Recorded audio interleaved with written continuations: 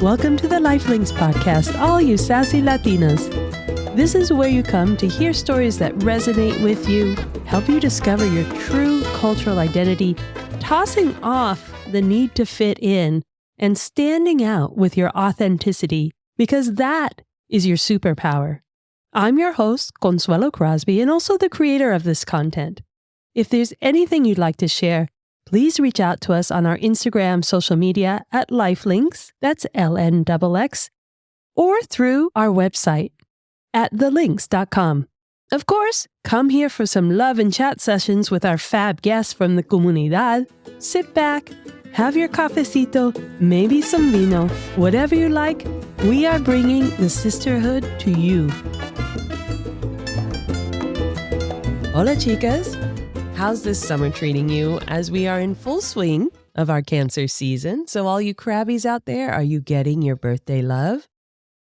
Grateful to have you here with us every Wednesday, especially during this summer break, where we are bringing you highlights from last season's episodes to introduce them to our new listeners.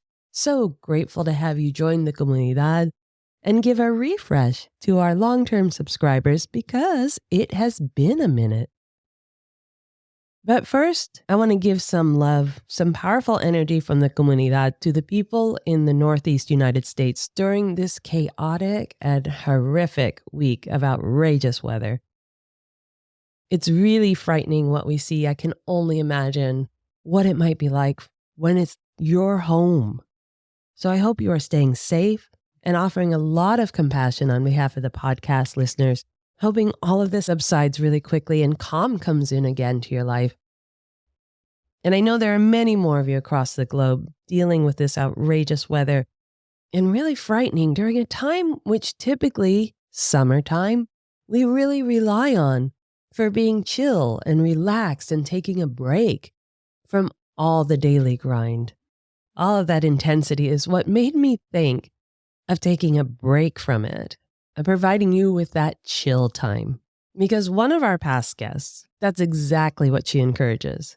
Chill time together, away from screens and distractions, away from the intensity of life, and just finding peace in the simple things, like puzzles. Yep, it's time to hear some highlights from Dawn Toledo Walsh, founder of Puzzle Culture, a jigsaw puzzle subscription box that sends enticing thematic boxes to your door filled with a gorgeous artist-crafted jigsaw puzzle and extra goodies. All the goodies are based around the theme of the box. There's a really vibrant colored one out right now for summer that has this UFO vibe, and it's in the desert, and you just have to check it out. I can't even do justice in describing it. Definitely one I want to hit up. Make sure you check out her Instagram at Puzzle Culture Box and also her website, puzzleculturebox.com, because there you can really dive into how to subscribe to the quarterly boxes and get a feel of what's been included by seeing past boxes that might still be available. And I have to tell you, just a shout out, she has a summer sale going on right now. So check out her business, give her some love, support the comunidad to a Latina-owned jigsaw puzzle company that fills her boxes with products of other Latina owners. I tell you, it's the comunidad and it's the amigohood. So listen up. Here are some highlights from Dawn Toledo Walsh from her full episode 67, Building Your Joy Company, One Puzzle Piece at a Time. We had a great first chat and you have a huge life experience for your life already. Let's dive in. Tell us a little bit of your cultural heritage and your upbringing. Sure. Both of my parents were Puerto Rican. My extended family is from Puerto Rico. We grew up on the Lower East Side of Manhattan. My mom grew up in Brooklyn with all of her family, her aunts, all of her mother's sisters. They all grew up in the same building. So it's very interesting. She grew up with all her cousins and everybody around her. And my father grew up where we grew up on the Lower East Side of Manhattan after his parents moved from Puerto Rico. So you were immersed in your culture then as a young person.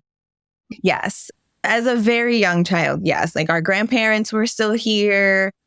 I had a lot of cousins around, but then I would probably say, I think when I was around 6 or 7, a big chunk of the family moved back to Puerto Rico.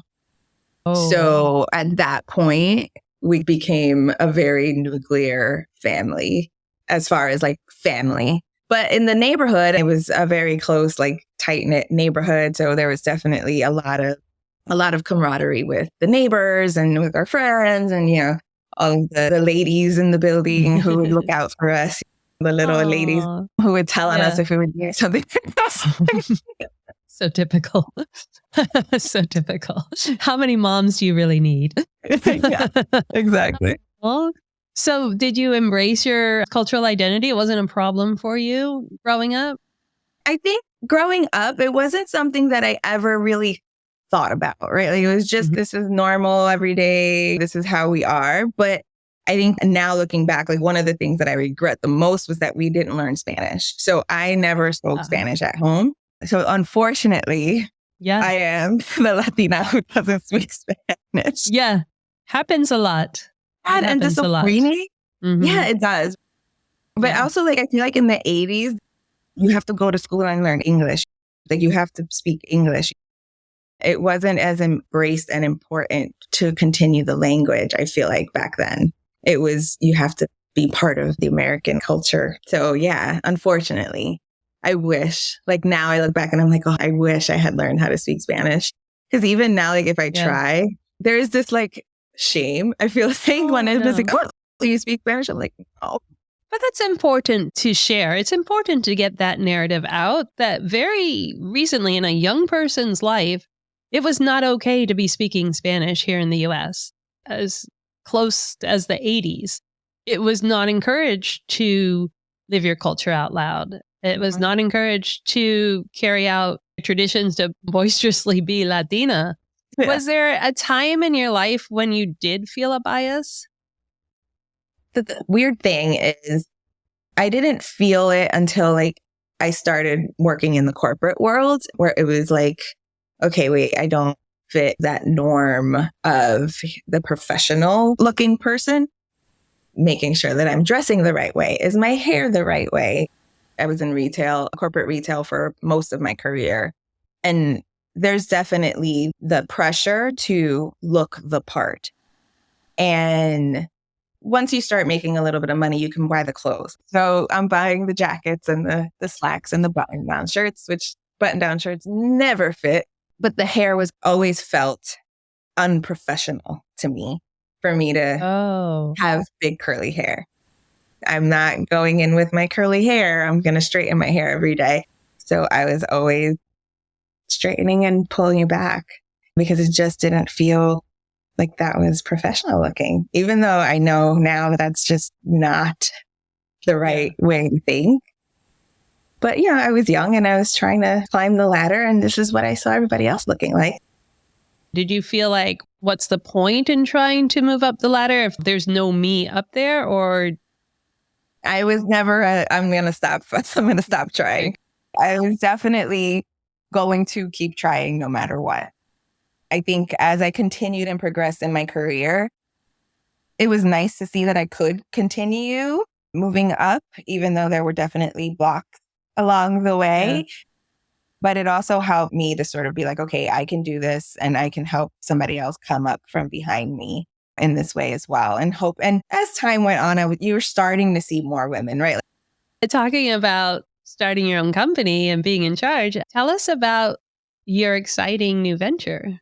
Yes. Right at the beginning of the pandemic, which kind of upended everyone's lives, right? I think it's just everyone. The company that I was working for went bankrupt. And so I lost my role there, which at that point I was the VP of my division. Awesome. Which was fantastic. Yeah, congratulations. And for me to have a VP title before 40, I was very excited. Louder for the people in the back. VP title before 40. Yes. Go girl.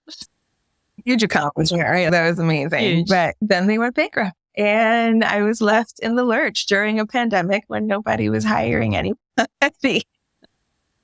And I think I just took a moment to just take stock. What is it that I wanted to do? Was this even still the right path? Working in the industry for so long, is it what I want? Do I want to go back out there and try to find another job like this? I just took a step and I was like, you know what? I want to do something different. I've had this in my brain to have my own company, to start my own business. I went through like a few different iterations over many years of, should I start something? No, it's not the right time. So I started a business in the middle of the pandemic, like, 'cause that was the right time. So I decided to follow a passion of mine, which is my hobby of doing puzzles. So I'm a huge jigsaw puzzle fan. Nice. I'm a huge puzzle fan in general. Like I do math, logic, like all those kinds of fun things, escape rooms, like all that stuff, right? But jigsaw puzzles that's my meditation. That's my solo. I can sit here and just be screen free, no craziness. I'm just going to concentrate on my puzzle and just do it. And it's so relaxing. And so a big part of what I'm doing with my puzzles is I'm using independent artists for all of the artwork. That's always been a passion of mine, is art and independent artists and supporting them. So it's definitely something that I wanted to incorporate into this. So I licensed the artwork from them. Sometimes it's been original artwork that they've made just for me for the puzzle. And sometimes it's artwork that's already existing that they have available to license that I can use. And then I create a theme around that artwork and I curate gifts to go into the subscription box. So you get a whole like experience around that theme of the artwork.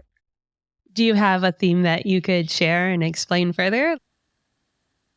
Sure. So my October box was Latina heritage, and I had artwork from a Hispanic artist from Brooklyn. So the whole box was art and products from Hispanic-owned businesses. So I had a adobo in there. I had plantain chips in there. I had a nicho frame sticker, and you're like, you use the nicho frames for Dia de los Muertos. So one of those stickers, and then her artwork on the puzzle, and it was beautiful.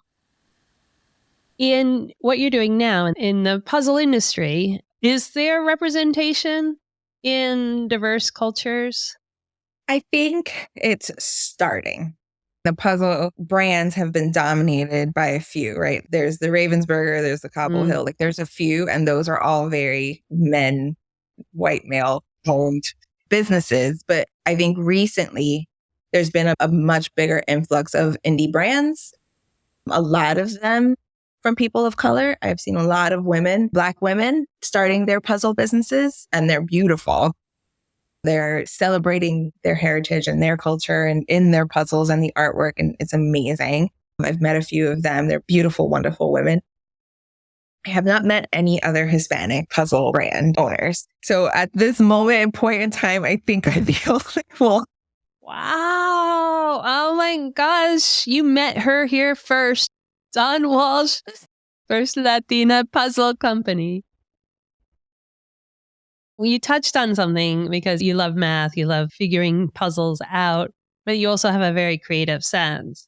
You have the love of art. Do you have a side that maybe gets more attention, you think, that you love a little bit more? I think my analytical side is definitely gets more love from me. I'm a very logical person. I don't know how much of that is from my upbringing as well. I'm a planner. I'm a controlling, like I need the solution-based outcomes. I need to know, like, I'm going to take these steps. I think a lot of that is just from having a little bit of a turbulent teenagehood after my father passed away and just kind of having to go it alone at that point. And so it became a very much like I have to figure things out and manage. Is that something you would share for the next generation coming forward? Because they might hit a barrier still. There's still barriers. There's still cultural barriers. There's still systemic barriers. So from a barrier perspective, I think we all just have to keep pushing it, right? Like we just have to keep at it. Finding your network, finding your group. As an entrepreneur, it's been so great finding other people in my boat. Just finding those other entrepreneurs, female entrepreneurs especially, and learning from each other. There's a lot of groups out there, even from a career path point of view, and just finding a group of other Latinas to talk to and just sharing our experiences as Latinas, even coming onto your podcast. I think it's just listening to your podcast and hearing the other women that have been on. It's empowering to just hear other stories and just listen to other people. I think there's so much that we can get from opening ourselves up to those kinds of things. Say, oh, wait, she's talking about something that I've been feeling. You're like, oh my gosh, yeah, not just me. Definitely, you are not alone, amiga. And that is why we do this podcast. We are just one more source of comunidad that is here to listen and support you in all the areas of your amazing life that you passionately want to live out loud. You can find Dawn and reach out to her to learn more about her company on her Instagram at Donnie230 and the company Instagram at Puzzle Culture Box. Check out her whole selection and opportunity to grab some great deals during her summer sale on her website at puzzleculturebox.com. And as the site says, put some pieces together and share the love. Basically, that is your mantra for life. Put some pieces together, ladies, and share some love. Listen to her full episode 67, Building a Joy Company One Puzzle Piece at a Time, for the full conversation and laughter and the inside details of Dawn Toledo Walsh. And just to bring it back around, a little love towards myself, we have a shout out for the podcast. It is our 2-year anniversary this Friday. Friday, July 14th, Bastille Day. We are doing all the love. Without your listeners, without the amigas joining us to be on the podcast, we would not have made it this far. We are here for you. We want to support you. We want your story to be heard, and we want you to feel seen, confident, and loved. And that is why we put this out here. And with 2 years in, we are not stopping anytime soon. Because like I've said over and over, I cannot get to enough people to feel like I've even shared a whisper of what all you amazing amigas are doing out there. What you've been through, what you passionately go after, and where you find your self-worth and your self-value and bring it out loud and proud, embracing your cultural identity and living it all in one life. So next week will be our last summer highlight before we dive into season 5. So season 5 is going to come right at you, barreling out as episode 100. I tell you, the universe works in funny ways, right? Season 5 starting off with episode 100 in just a couple weeks. Again, wishing you peace and calm and safety during a time that should be frivolous. And we are here for you always. And we hope you reach out and join in the conversation. Step into your truth, ladies. Ciao. Really appreciate the time you take to rate and review the podcast. Get the backstory and what you've heard here today and reach out to us at thelinks.com. That's LNXX. Because it's about time, it's about us. Stay in the groove on our social media at Lifelinks and get ready to make your move, ladies. Viva!